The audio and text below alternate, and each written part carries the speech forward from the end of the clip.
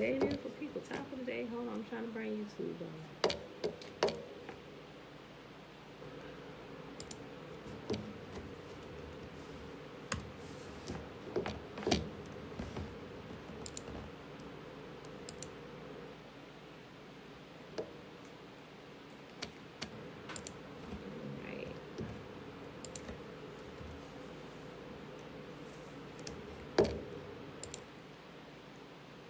Shalom, shalom.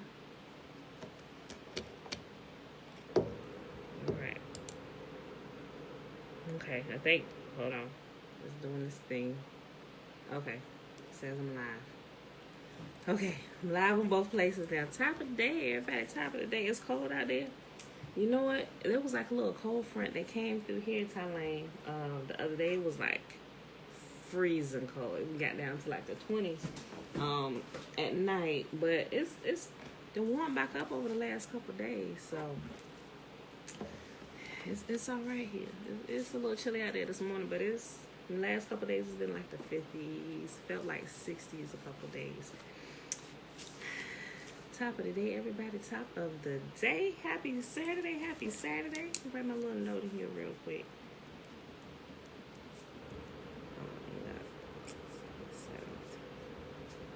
Okay, y'all.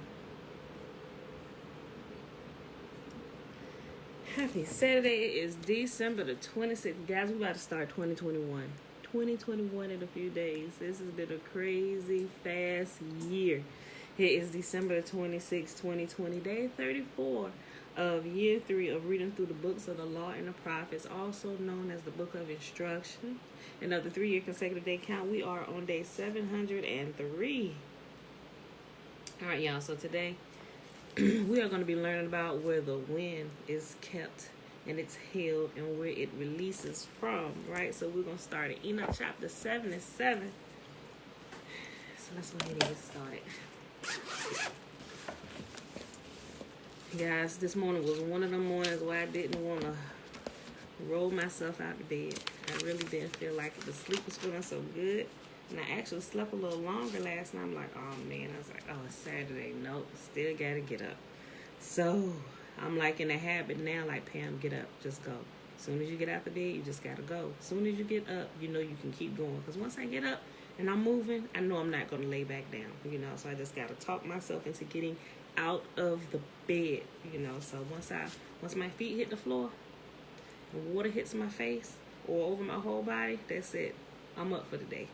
It's like 3 o'clock in the afternoon to me, and I'm just on the road. All right, y'all, so let's get started. I have those mornings just like everybody else. I know some people like, girl, you just be going. I'm like, y'all don't know the struggle. Some mornings I don't want to get up. I got to make myself get up. I got to talk to myself just like everybody else. Some mornings is tough, and this morning was one of them mornings, but I'm on the road now, so got myself up, moved through the house, shower, got my exercise done. Well, not in no order. Got my exercise done, then I shower, you know. All right, y'all. So here we go. Enoch chapter 77. The first wind is called. Hold on, wait. No, what did I say? 77? No, I didn't jump the hole. We supposed to be at 76. Hold on, y'all. So I'm sorry, 76.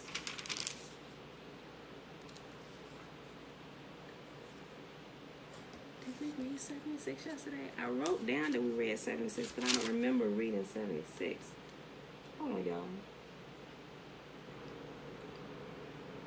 Third gate, spiritual tradition.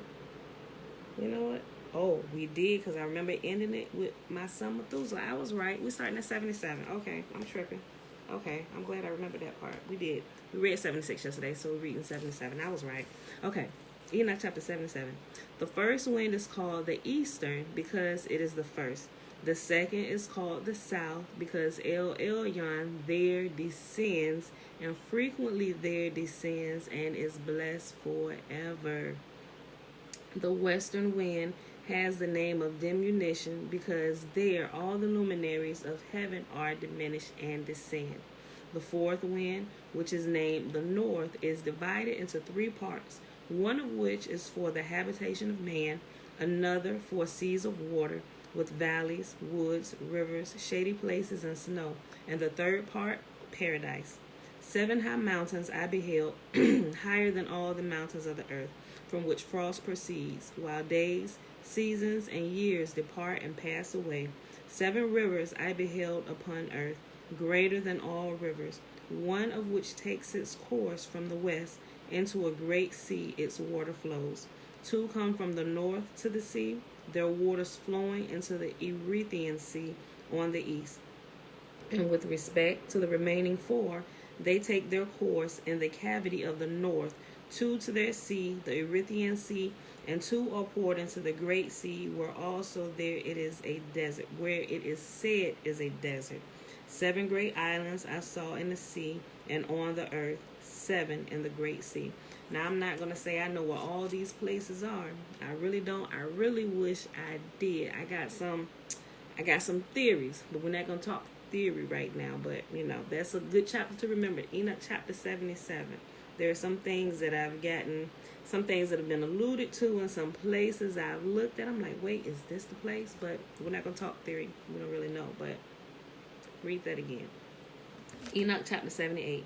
The names of the sun are these. 1, Aryares, the other Tomas. The moon has 4 names. The first is Asonia, the second, Ebla, the third, Benes, and the fourth, Ere. These are the 2 great luminaries, whose orbs are as the orbs of heaven, and the dimensions of both are equal. Remember, we said sun and the moon are the same exact size. It's repeating it here again. In the orb of the sun are 7 parts of light, which are added to it more than the moon. By measure, it is put in until the 7th portion of the sun is departed. They enter into the western gate, circuit by the north, and through the eastern gate go forth over the face of heaven. When the moon rises, it appears in heaven, and the half of a 7th portion of light is all in it. In 14, the whole of its light is completed. 3 quintuples light is put into it until 15 its light is completed according to the signs of the year. It has 3 quintuples. The moon has a half of a 7th portion. During its diminution on the first day, its light decreases a 14th part. On the second day, it decreases a 13th part, and on the third day, a 12th part. On the 4th day, an 11th part. On the 5th day, a 10th part. On the 6th day, a 9th part. On the 7th day, it decreases an 8th part. On the 8th day, it decreases a 7th part. On the 9th day, it decreases a 6th part. On the 10th day, it decreases a 5th part. On the 11th day, it decreases a 4th part. On the 12th day, it decreases a 3rd part. On the 13th day, it decreases a 2nd part. On the 14th day, it decreases a half of its 7th part, and on the 15th day, the whole remainder of its light is consumed. On stated months, the moon has 29 days. It also has a period of 28 days. Uriel, likewise, showed me another regulation when light is poured into the moon, how it is poured into it from the sun. So the moon gets her light from the sun. Hey, oh my gosh, the shimmer. Thank you, Trina. Oh my gosh, thank you so much. I did it. Do it. Oh my gosh. Lord, I'm going to have to write me a note on my laptop. Thank you for that. Oh my gosh. I'm sorry, y'all. Got to do the shimmer again. Thank you, Trina. We're going to do it as soon as we get done with Enoch. I'm glad I looked up. Okay. When it is wholly extinguished, its light is consumed in heaven, and on the first day it is called new moon, for on that day light is received into it. It becomes precisely completed on the day that the sun descends into the west, while the moon ascends at night from the east. The moon then shines all the night until the sun rises before it, when the moon disappears in turn before the sun. Where light comes into the moon, there again it decreases until all its light is extinguished and the days of the moon pass away. Then its orb remains solitary without light. During the 3 months, it affects in 30 days its period, and during 3 months, it affects it in 29 days each, in which it decreases its first period, and in the first gate in 177 days. And at the time of its going forth, during 3 months, it appears 30 days each. And during 3 months, it appears 29 days each. In the night, it appears for each 20 as a man, and in the days as heaven, and in the day as heaven, for it is nothing else except its light. And I know that may have just kind of like, what did you just say? But it's just giving more details on the moon on how she feels and how she decreases in light. Each day, how much light she get, and as she begins to lose her light, as the month is ending, how much light is lost, and how many days she has, and how many. So it talks about it has 30 days, 29 days, and 28 days. So during that's including like the transition periods, the day she has light, the day she's dark, So we're not going to get into the details of each one, but that's what it's talking about. Okay, Enoch chapter 79. And now, my son Methuselah, I have showed you everything, and every ordinance of the stars of heaven is finished. He showed me every ordinance respecting these, which is at all times and in all seasons, under every influence in all years, and at the arrival and under the rule of each, during every month and every week.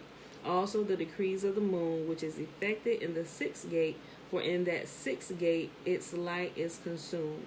From this is the beginning of the month, and it decreases, and its decrease is effected in the sixth gate in its period until 177 days are completed, according to the mode of calculation by weeks, 25 and 2 days. It is less than that of the sun, according to the ordinance of the stars, by 5 days and 1 time precisely. When that visible situation is complete, when that visible situation is completed, such is the appearance and the likeness of every luminary which Uriel, the great angel who conducts them, showed to me. All right, y'all, last chapter for the Book of Enoch. In those days, Uriel answered and said to me, Behold, I have shown you all things, O Enoch, and all things I have revealed to you. You see the sun, the moon, and those which conduct the stars of heaven, which cause all their operations, seasons, and arrivals to return. In the days of sinners the years shall be shortened. Their seed shall be backward in their prolific soil, and everything done on earth shall be subverted and disappear in its season. The rain shall be restrained, and heaven shall stand still. In those days the fruits of the earth shall be late, and not flourish in their season. And in their season the fruit of the trees shall be withered. The moon shall change its laws, and not be seen at its proper period. But in those days shall heaven be seen, and barrenness shall take place in the borders of the great chariots in the west. It shall shine more than the orders of light, while many chiefs among the stars of authority shall err, perverting their ways and works. Those shall not appear in their season, who commanded them, and all the classes of the stars shall be shut up against sinners. The thoughts of those who dwell on the earth shall transgress within them, and they shall be perverted in all their ways. They shall transgress and think themselves gods, while evil shall be multiplied among them, and punishment shall come upon them, so that all of them shall be destroyed. So we know we're going headlong first into these days right here that it's talking about in chapter 80. All right, y'all. Let's hop into the show. I'm so sorry, y'all. It's a new habit. New habit I'm trying to implement. And some days, thank you, Trina, I forget. I really have to make myself a note and like tape it up here. I'm going to do that today. I promise you I'm going to tape that up here today. Tape it right up there. That way I don't forget it again. So let's hop over there really quick. You know, the Shema is found in Deuteronomy chapter 6. All right. Boom, pull that up.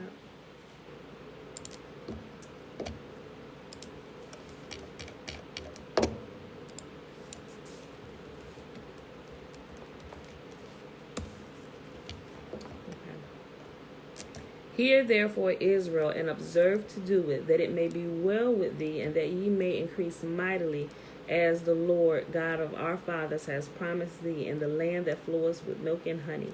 Hear, O Israel, Yahuwah our God, he is one God. And you shall love Yahuwah thy God with all thy heart, and with all thy soul, and with all thy might. And these words which I command thee this day shall be in thine heart, and thou shalt teach them diligently unto thy children, and shalt talk of them when thou sittest in thy house, and when thou walkest by the way, and when thou liest down, and when thou risest up. And thou shalt bind them for a sign upon thy hand, and they shall be as frontlets between thy eyes, and thou shalt write them upon the posts of thy house and upon thy gates. And Yahuwah commanded us to do these statutes, to fear our God for our good always, that he might preserve us alive, as it is this day. And it shall be our righteousness if we observe to do all these commandments before Yahuwah our God, as he has commanded us. All right, beautiful people. So let's go ahead and hop right over here to the Legends of the Jews. Okay, so also it was brought to my attention, some of you have ordered the book, but some of your books are smaller. I guess they printed a smaller version than this. See how big this is? Some of you have a smaller version. And with it being smaller pages, the page numbers are different. So for the ones who have the same size as me, I'm calling out the page number, but also the section, because it may be off by a couple pages, the section of what we're reading, simply because it's smaller. You know, so less goes on the page, but more goes on the bigger page. All right, y'all. So we are starting on right here. Page, come on my spot. Okay. Volume 1, chapter 60, and the section is the birth of Abraham. So it may be like 62 or 63 for the ones with the smaller books. I'm not sure, but it's the section, the birth of Abraham, volume 1. All right, y'all.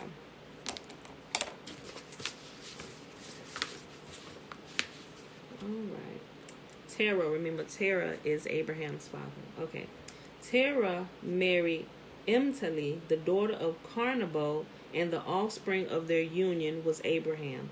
His birth had been read in the stars by Nimrod, for this impious king was a cunning astrologer, and it was manifest to him that a man would be born in his day who would rise up against him and triumphantly give the lie to his religion. In his terror at the fate foretold him in the stars, he sent for his princes and governors and asked them to advise him in the matter.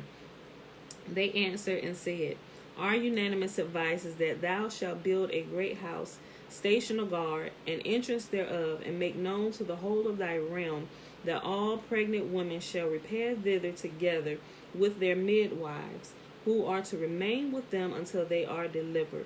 When the days of a woman to be delivered are fulfilled, and the child is born, it shall be the duty of the midwife to kill it, if it be a boy. But if the child be a girl, it shall be kept alive, and the mother shall receive gifts and costly garments, and a herald shall proclaim, Thus is done unto the woman who bears a daughter. The king was pleased with this counsel, and he had a proclamation published throughout the whole of his kingdom, summoning all the architects to build a great house for him, 60 ells high and 80 wide. After it was completed, he ensued a second proclamation, summoning all pregnant women thither, and there they were to remain until their confinement. Officers were appointed to take the women to the house, and guards were stationed in and about it to prevent the women from escaping thence. He furthermore sent midwives to the house and commanded them to slay the men children at their mother's breasts. But if the woman bore a girl, she was arrayed in byssus, silk, and embroidered garments, and led from the house of detention among great honors. No less than 70,000 children were slaughtered thus. Then the angels appeared before Yahuwah and spoke, Seest thou not what he do? This sinner and blasphemer, Nimrod, son of Canaan, who slays so many innocent babies that have done no harm. Yahuwah answered and said, Ye holy angels, I know it and I see it, for I neither slumber nor sleep. I behold and I know the secret things and the things that are revealed, and ye shall witness what I shall do unto this sinner and blasphemer, for I will turn my hand against him to chastise him. It was about this time that Terah espoused the mother of Abraham, and she was with child. When her body grew large at the end of 3 months of pregnancy, her countenance became pale. Terah said to her, What ails thee, my wife, that thy countenance is so pale, that thy body be so swollen? She answered and said, Every year I suffer with this malady. But Terah would not be put off thus. He insisted, Show me thy body. It seems to me that thou art big with child. If it be so, it behooves us not to violate the command of our God Nimrod. When he passed his hand over her body, there happened a miracle. The child rose until it lay beneath her breast, and Terah could feel nothing with his hands. He said to his wife, Thou didst speak truly, and naught became visible until the day of her delivery. When her time approached, she left the city in great terror and wandered toward the desert, walking along the edge of a valley when she happened across a cave. She entered this refuge, and on the next day she was seized with throes and gave birth to a son. The whole cave was filled with the light of the child's countenance as with the splendor of the sun, and the mother rejoiced exceedingly. The babe she bore was our father Abraham. His mother lamented and said to her son, Alas, that I bore thee at a time when Nimrod is king. For thy sake 70,000 men children were slaughtered, and I am seized with terror on account of thee, that he hear of thy existence and slay thee. Better thou should perish here in this cave than my eyes should behold thee dead at my breast. She took the garment which she was clothed and wrapped it about the boy. Then she abandoned him in the cave, saying, May Yahuwah be with thee, and may he not fail thee or forsake thee. The next section, the babe proclaims Yahuwah. Thus Abraham was deserted in the cave without a nurse, and he began to wail. Yahuwah sent Gabriel down to give him milk to drink, and the angel made it flow from the little finger of the baby's right hand, and he sucked it until he was 10 days old. Then he arose and walked about. I'm like, this is another one of them things. I'm like, okay, we know some supernatural stuff is happening here. Baby 10 days old. I look at my babies at 10 days old. Matter of fact, I got a grandchild. Now, she's older than that. But y'all get what I'm saying. They still just not doing much. You know, they ain't rolling around or nothing. He got up and he walked 10 days. Then he arose and walked about and left the cave and went along the edge of the valley. When the sun sank, the stars came forth, and he said, These are the gods. But the dawn came, and the stars could not be seen any longer. Then he said, I will not pay worship to these, for they are no gods. Thereupon the sun came forth, and he spoke, This is my God, and I will extol him. But again the sun set, and he said, He is no God. And beholding the moon, he called her his God, to whom he would pay divine homage. Then the moon was obscured, and he cried out, This too is no God. There is one who sets them all in motion. He was still communing with himself when the angel Gabriel approached him and met him with the greeting, Peace be with thee. And Abraham returned, With thee be peace, and asked, Who art thou? And Gabriel answered and said, I am the angel Gabriel, the messenger of Yahuwah. And he led Abraham to a spring of water nearby, and Abraham washed his face and his hands and his feet, and he prayed to Yahuwah, bowing down and prostrating himself. He's still 10 days old now. Meantime, this is one of them things I'm like, I put it, remember we talked about the crap? Take it and put it in my what the crap bucket. Now, I'm not saying this stuff can't happen. I'm just saying, we reading along. Good day, Aliyah, Natasha, Aunt Nene. Hey, girl, hey. Okay, we keep reading. I am the angel Gabriel, the messenger of Yahuwah. And he led Abraham to a spring of water nearby, and Abraham washed his face and his hands and his feet, and he prayed to Yahuwah, bowing down and prostrating himself. Meantime, the mother of Abraham thought of him in sorrow and tears, and she went forth from the city to seek him in the cave in which she had abandoned him. Not finding her son, she wept bitterly and said, Woe unto me that I bore thee, but to become a prey of wild beasts, the bears, the lions, and the wolves. She went to the edge of the valley, and there she found her son, but she did not recognize him, for he had grown very large. She addressed the lad, Peace with thee, and he returned, With thee be peace. And he continued, Unto what purpose did thou come to the desert? She replied, I went forth from the city to seek my son. Abraham questioned further, Who brought thy son hither? And the mother replied thereto, I had become pregnant from my husband Terah, and when the days of my delivery were fulfilled, I was in anxiety about my son in my womb, lest our king come, the son of Canaan, and slay him as he had slain the 70,000 other men children. Scarcely had I reached the cave in this valley when the throes of travailing seized me, and I bore a son, whom I left behind in the cave, and I went home again. Now I am come to seek him, but I cannot find him. Abraham then spoke, As to this child thou tellest of, how old was it? The mother, It was about 20 days old. Abraham, Is there a woman in the world who would forsake her newborn son in the desert and come to seek him after 20 days? The mother, Peradventure Yahuwah will show himself a merciful God. Abraham, I am the son whom thou hast come to seek in this valley. The mother, My son, how art thou grown? But 20 days old, thou can already walk and talk, and you can already walk and talk with thy mouth? Abraham, So it is, and thus, O my mother, it is made known unto thee that there is in the world a great, terrible, living, and ever-existing God, who doth see but cannot be seen. He is in the heavens above, and the whole earth is full of his glory. The mother, My son, is there a God besides Nimrod? Abraham, Yes, mother, the God of heaven and the God of the earth. He is also the God of Nimrod, the son of Canaan. And if you remember, Nimrod had everybody super spooked because, remember, he wore those garments, those magical garments that Yahuwah made for Adam. And it was passed down. Remember, Ham stole them, and he passed them down through his lineage, and Nimrod got him. And when he put them on, it made him a great and mighty person. So everybody, and he proclaimed himself, and he set himself up as a god, and he began to do some of those supernatural things. So everybody was like, well, we ain't seen nothing else. He must be God. All this he's doing, he must be God. So everybody during that day was worshiping Nimrod, right? Okay, just make sure you're tracking with me. All right. Abraham, Yes, mother, the God of the heavens and the God of the earth. He is also the God of Nimrod, the son of Canaan.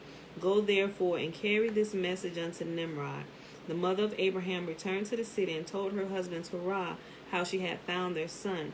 Terah, who was a prince and a magnate in the house of the king, betook himself to the royal palace and cast himself down before the king upon his face. It was the ruler that one who prostrated himself before the king. It was the rule that one who prostrated himself before the king was not permitted to lift up his head until the king bade him lift it up. Nimrod gave permission to Terah to raise and state his request.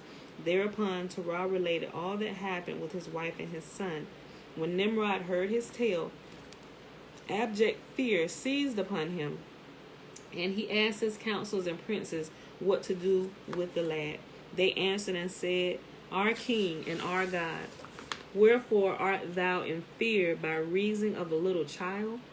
There are myriads upon myriads of princes in thy realm, rulers of thousands, rulers of hundreds, rulers of fifties, and rulers of tens, and overseers without number. Let the pettiest of the princes go and fetch the boy and put him in prison.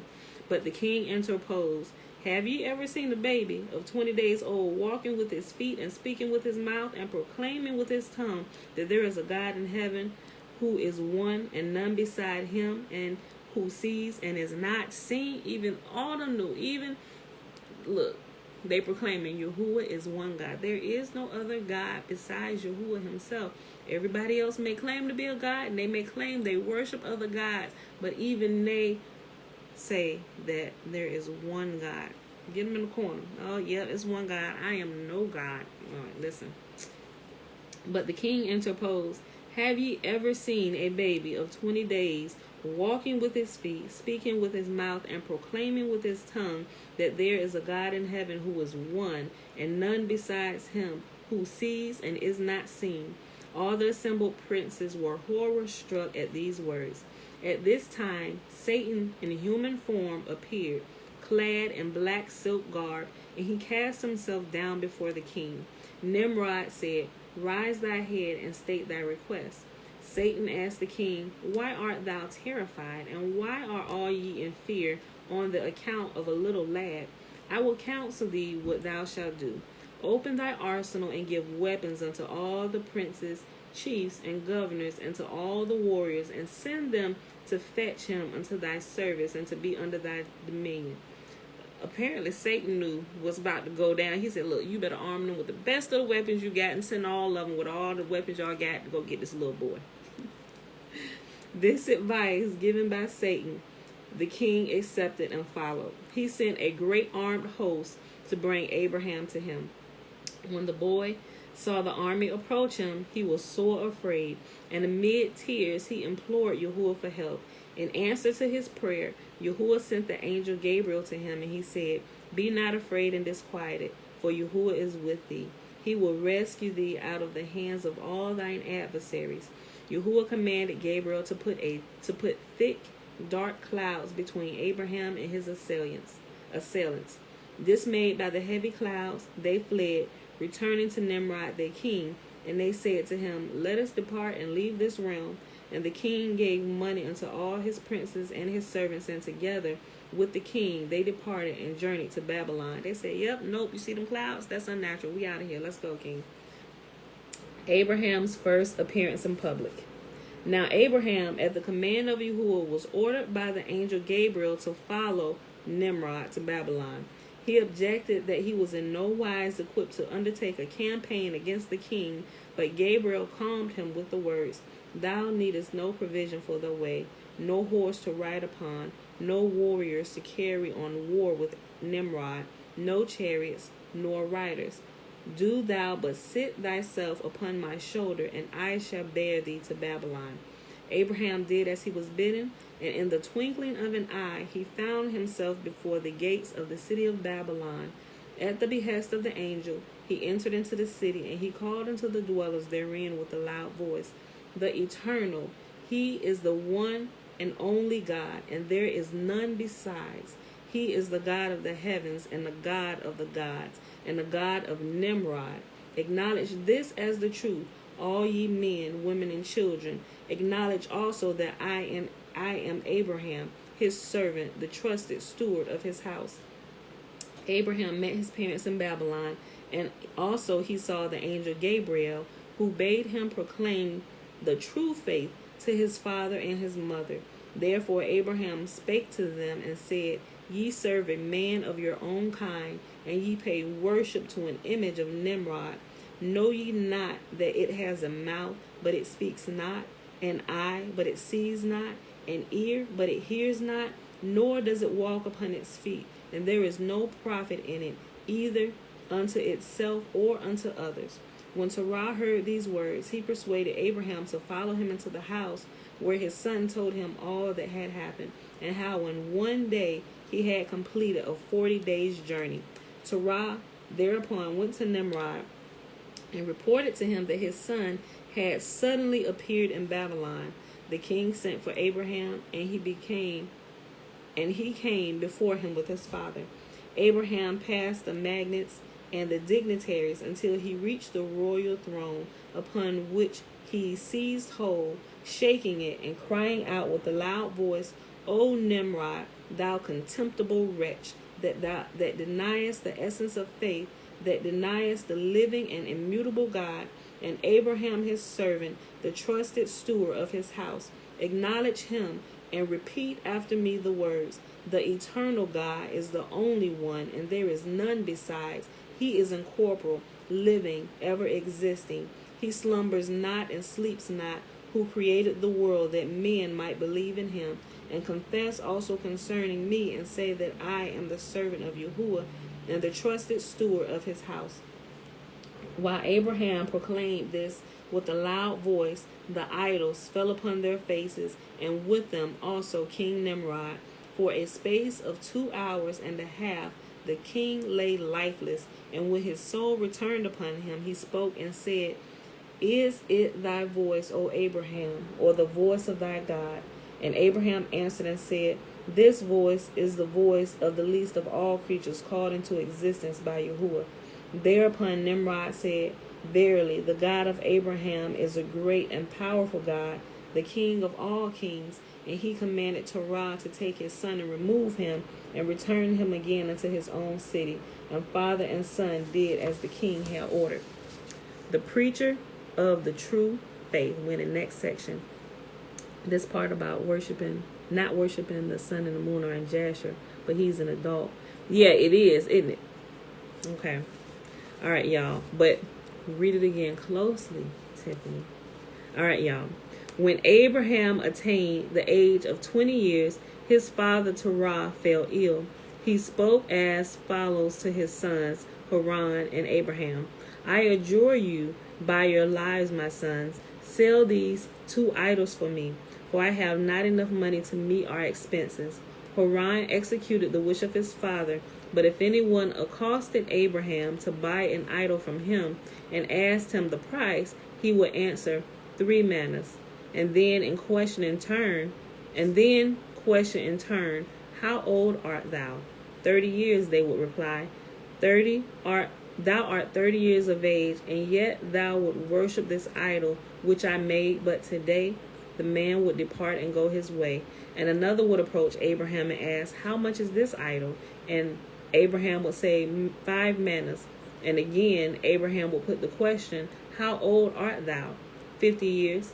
And dost thou who art 50 years of age bow down before this idol which was made but today? Thereupon the man would depart and go his way.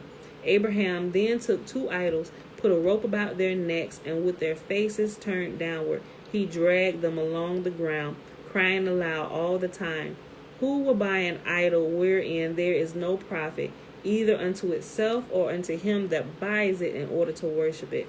It has a mouth, but it speaketh not, eyes, but it seeth not, feet, but it walketh not, ears, but it heareth not. The people who heard Abraham were amazed exceedingly at his words. As he went through the streets, he met an old woman who approached him with the purpose of buying an idol, good and big, to be worshipped and loved. Old woman, said Abraham, I know no profit therein, either in the big ones or the little ones, either unto themselves or unto others. And he continued to speak to her. What has become of the big image that thou didst buy from my brother Haran to worship it? Thieves, she replied, came in the night and stole it while I was still at the bath. If it be thus, Abraham went on questioning her, how canst thou pay homage to an idol that cannot save itself from thieves, let alone save others, like thyself, thou silly old woman, out of misfortune? How is it possible for thee to say that the image that thou worship is a god? If it be a god, why did it not save itself out of the hands of those thieves? Nay, in the idols there is no profit, either unto itself or unto him that adores it. The old woman rejoiced. If what thou sayest be true, whom shall I serve? Serve the God of all gods, returned Abraham, the Lord of lords, who have created heaven and earth, the sea and all therein, the God of Nimrod and the God of Terah, the God of the east, the west, the south, and the north. Who is Nimrod, the dog, who calleth himself a god, that worship be offered unto him? Abraham succeeded in opening the eyes of the old woman, and she became a zealous missionary for the true God. When she discovered the thieves who had carried off her idol, and they restored it to her, she broke it in pieces with a stone, and as she wandered her way through the streets, she cried aloud, who would save his soul from destruction and be prosperous in all his doings? Let him serve the God of Abraham. Thus she converted many men and many women to the true belief. Isaiah, wait a minute. Rumors of the words and deeds of the old woman reached the king, and he sent for her. When she appeared before him, he rebuked her harshly, asking her how she dared serve any god but himself. The old woman replied, Thou art a liar. Thou deniest the essence of faith, the only one God, the one only God, besides whom there is no other God. Thou livest upon his bounty, but thou payest worship to another, and thou dost repudiate him and his teachings, and Abraham his servant. The old woman had to pay for her zeal for the faith with her life. Nevertheless, the great fear and terror took possession of Nimrod, because the people became more and more attached to the teachings of Abraham, and he knew not how to deal with the man who was undermining the old faith. At the advice of his princes, he arranged a 7 days festival at which all the people were bidden to appear in their robes of state, their gold and silver apparel. By such display of wealth and power, he expected to intimidate Abraham and bring him back to the faith of the king.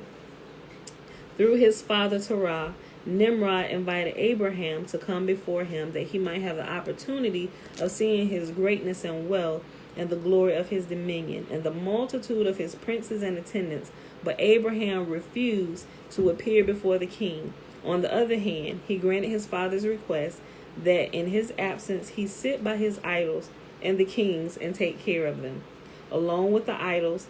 And while he repeated the words, "The eternal, he is God. The eternal, he is God," he struck the king's idols from their thrones and began to belabor them with an axe. With the biggest he started, and with the smallest he ended. He hacked off the feet of one, and the other he beheaded. This one had the eyes struck out, the other had his hands crushed. After all were mutilated, he went away, having first put the axe in the hand of the largest idol. The feast ended, the king returned, and when he saw all his idols shivered in pieces, he inquired who had perpetrated the mischief. Abraham was named as the one who had been guilty of the outrage, and the king summoned him and questioned him as to his motive for the deed. Abraham replied, "I did not do it. It was the largest of the idols who shattered all the rest. Seeing thou not that he still has the axe in his hand? And if thou would not believe my words, ask him, and he will tell thee." Okay, y'all, we'll go to the next section about the fiery furnace. Okay, the section is called "In the Fiery Furnace" for those that are following along. Now, the king was exceedingly wroth at Abraham and ordered him to be cast into prison, where he commanded the warden not to give him bread or water. But Yahuwah hearkened unto the prayer of Abraham and sent Gabriel to him in his dungeon. For a year the angel dealt with him and provided him all sorts of food, and a spring of fresh water welled up before him, and he drank it. At the end of a year, the magnates, I think it's supposed to say the magistrates, but it says magnates. Okay, but I'm gonna just say magnates, but I think it's magistrates, y'all. I think it's the same thing though. I just feel weird saying magnates. And the magnates of the realm presented themselves before the king and advised him to cast Abraham into the fire, that the people might believe in Nimrod forever. Thereupon the king issued a decree that all the subjects of the king in all his provinces, men and women, young and old, should bring wood within 40 days. And he caused it to be thrown into a great furnace and set afire. The flames shot up to the skies, and the people were sore afraid of the fire. Now the warden of the prison was ordered to bring Abraham forth and cast him into the flames. The warden reminded the king that Abraham had not had food or drink a whole year, and therefore must be dead. But Nimrod nevertheless desired him to step in front of the prison and call his name. If he made reply, he was to be hauled out to the pyre. If he had perished, his remains were to receive burial, and his memory was to be wiped out henceforth. Greatly amazed the warden was when his cry, "Abraham, art thou alive?" was answered with, "I am living." He questioned further, "Who has been bringing thee food and drink all these many days?" And Abraham replied, "Food and drink have been bestowed upon me by him who is over all things, the God of all gods and the Lord of all lords, who alone doeth wonders. He who is the God of Nimrod and the God of Terah, the God of the whole world. He dispenseth food and drink unto all beings. He sees, but he cannot be seen. He is in the heavens above, and he is present in all places, for he himself supervises all things and provides for all." The miraculous rescue of Abraham from death by starvation and thirst convinced the prison keeper of the truth of Yahuwah and his prophet Abraham, and he acknowledged his belief in both publicly. The king's threat of death, unless he recanted, could not turn him away from his new and true faith. When the hangman raised his sword and set it at his throat to kill him, he exclaimed, "The eternal, he is God, the God of the whole world as well as of the blasphemer Nimrod." But the sword could not cut his flesh. The harder it was pressed against his throat, the more it broke into pieces. Nimrod, however, was not to be turned aside from his purpose, to make Abraham suffer death by fire. One of the princes was dispatched to fetch him forth, but scarcely did the messenger set about the task of throwing him into the fire when the flame leapt forth from the furnace and consumed him. Y'all are ready to cut into that pie, ain't you? Leave it alone. Wait a minute. I'm going to cut you a piece. No, I did. I know you trying to. Leave it alone, girl. Mom, I ready to do it. I know you ready to do it. You better not. I'm going to send you upstairs with your daddy. Wait till I'm done. And then I'll let you cut it. We'll cut it together, okay? Oh, you can't. Yes, I can. You can't. Don't you cut it. All right, y'all, let me hurry up. They trying to cut into this pie. All right. Many more attempts were made to cast Abraham into the furnace, but always with the same success. You better put Carl's name. She made this fall. You shouldn't have said it there. It shouldn't be there, Isaiah. Okay, y'all. I'm not playing. Give me 1 second, y'all. Upstairs. Come on. Let's go. You're being hard-headed. Let's go. Put it down. Go. Yep. Close it back up. And get down. Upstairs. Go. Bo. 1 second, y'all. Come on.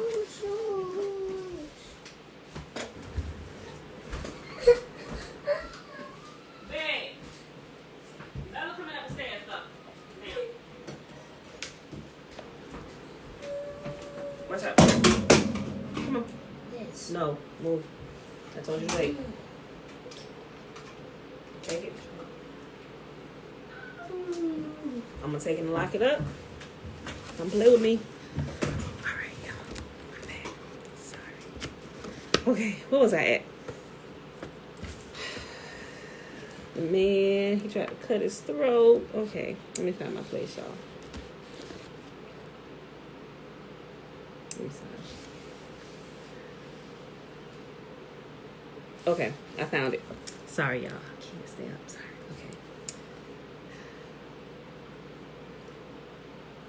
One of the princes was dispatched to fetch him forth, but scarcely did the messenger set about the task of throwing him into the fire when the flame leapt forth from the furnace and consumed him. Many more attempts were made to cast Abraham into the furnace, but always with the same success. Whoever seized him to pitch him in was himself burnt, and a large number of their lives lost. Satan appeared in human shape and advised the king to place Abraham in a catapult. And sling him into the fire. Thus no one would be required to come near the flame. Satan himself constructed the catapult, having proved it fit 3 times by means of stones put into the machine. They bound Abraham hand and foot and were about to consign him into the flames.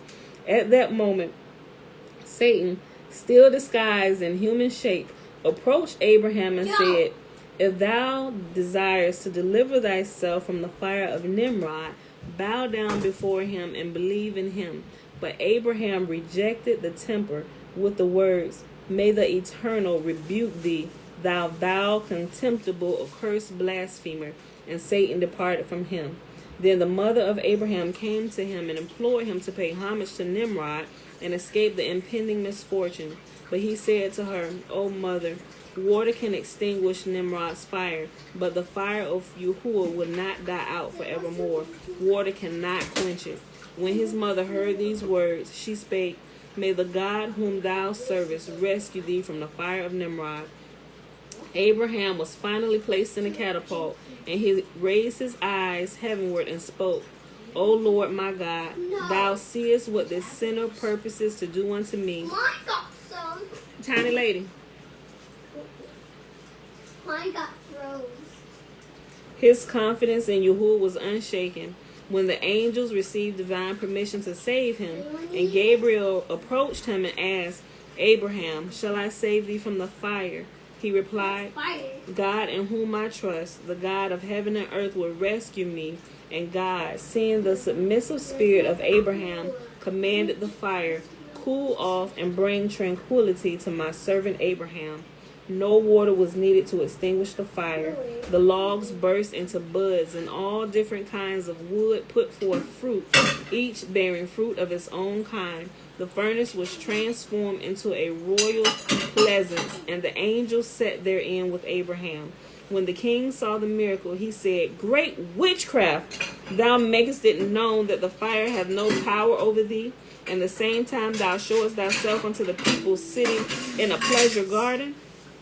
But the princes of Nimrod interposed all with one voice, Nay, our Lord, this is not witchcraft. This is the power of the great God of Abraham, besides whom there is no other God. And we acknowledge that he is our God, and Abraham is his servant. All the princes and all the people believed in Yahuwah at this hour, in the eternal, the God of Abraham, and they all cried out, The Lord, he is God in heaven, above and upon the earth beneath. There is no one else. Abraham was the superior, not only of the impious king Nimrod and his attendants, but also of the pious men of his time, Noah, Shem, Eber, and Asher. Noah gave himself no concern whatsoever in the matter of spreading the pure faith in Yahuwah. He took, hey, cut it off. One more time, I'm sorry. One more time, I'm sorry. Both of you, upstairs, right now. Go. You can get it in a minute. Go. Right now. Do not come back down until I call you. I'm sorry, y'all. They try my gangster. Sorry y'all had to hear it online, but hey, clock don't stop, and neither do they. Okay. Let's go back up a sentence, shall we? Okay. Abraham was a superior, not only of the impious king Nimrod and his attendants, but also of the pious men of his time, Noah, Shem, Eber, and Asher. Noah gave himself no concern whatsoever in the matter of spreading the pure faith in Yahuwah. He took an interest in planting his vineyard and was immersed in material pleasures. Shem and Eber kept in hiding. As for Asher, he said, How can I live among such sinners? And departed out of the land. The only one who remained unshaken was Abraham. I will not forsake Yahuwah, he said. And therefore Yahuwah did not forsake him. Man, I be reading this, I be getting so hyped. I'm like, yes, these days are coming back. Father, may you know me as you knew your servant Abraham and call me your friend. Oh my gosh, may my faith be unshaken like his. I be getting so hyped, y'all. I will not forsake Yahuwah, he said, and therefore Yahuwah did not forsake him, who had hearkened neither unto his father nor unto his mother. The miraculous deliverance of Abraham from the fiery furnace, together with his later fortunes, was the fulfillment of an explanation of what his father Terah had read in the stars. He had seen the star of Haran consumed by fire, and at the same time fill and rule the world.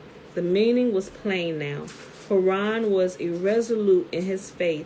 He could not decide whether to adhere to Abraham or to the idolaters.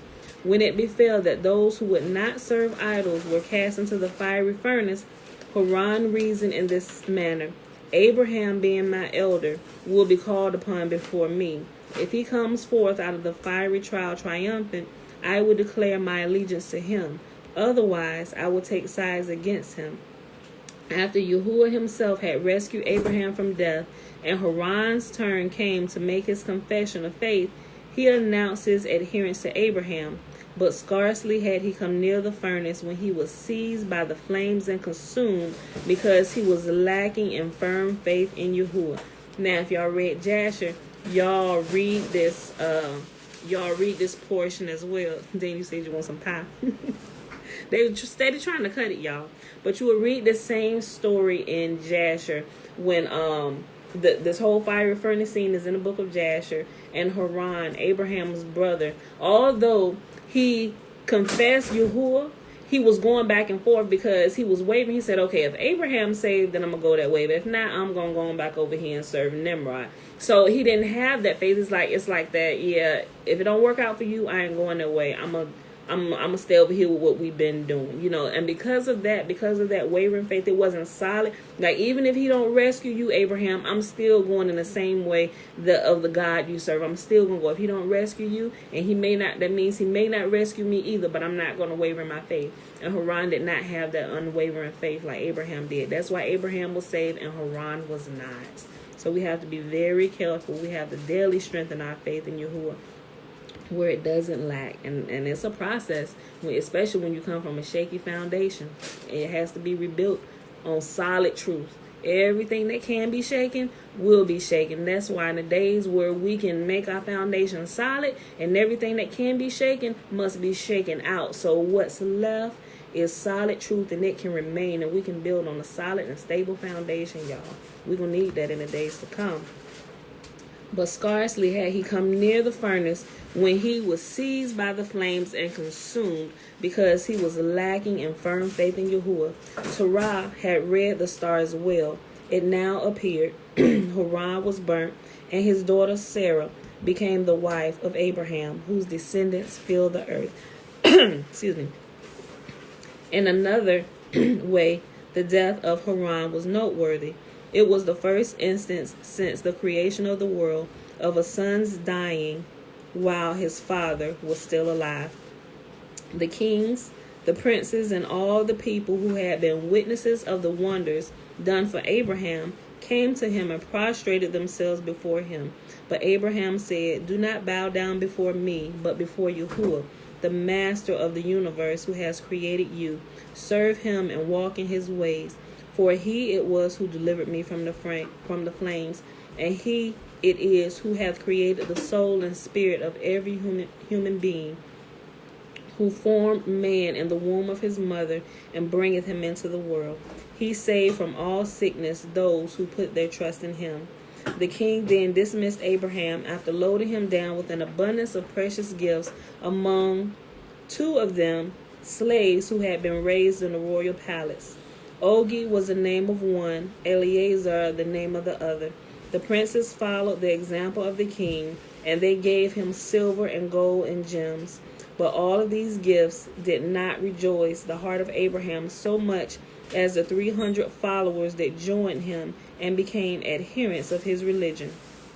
And that, my beautiful people, is our reading for today. That was Legends of the Jews, page 60 to 65. And we'll pick up the rest of this here tomorrow.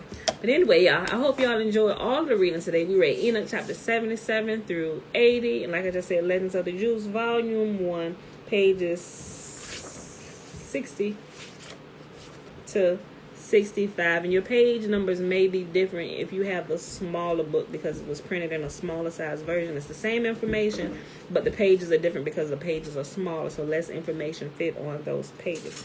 All right, beautiful people, so let's hop on over here into the blessing. We'll go ahead and get about our day.